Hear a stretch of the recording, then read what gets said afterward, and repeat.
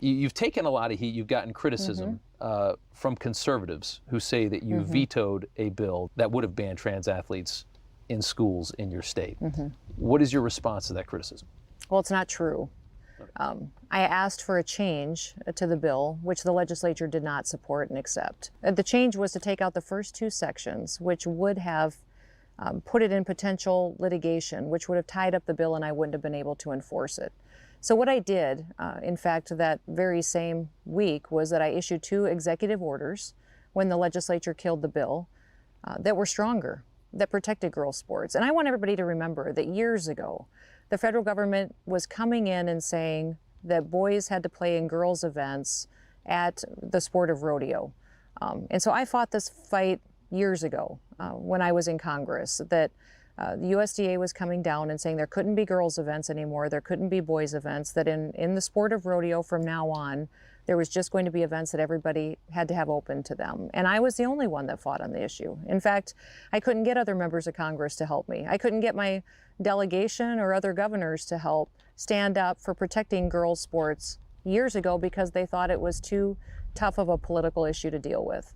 And I won. We actually allowed the sport to continue the way that it always has. And so I was surprised that people were confused about my position on this.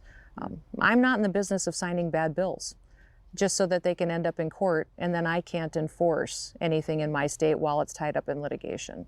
So those executive orders are in place in the K-12 system and in college level sports in the state of South Dakota. Only girls can play girls' sports, only boys can play boys' sports. And then as soon as we go into legislative session, I'll get them signed into statute as well. You know, the subject, of this in schools, I think is a huge motivator for Republicans. I mean, we saw what happened to the suburbs in the last federal election we have.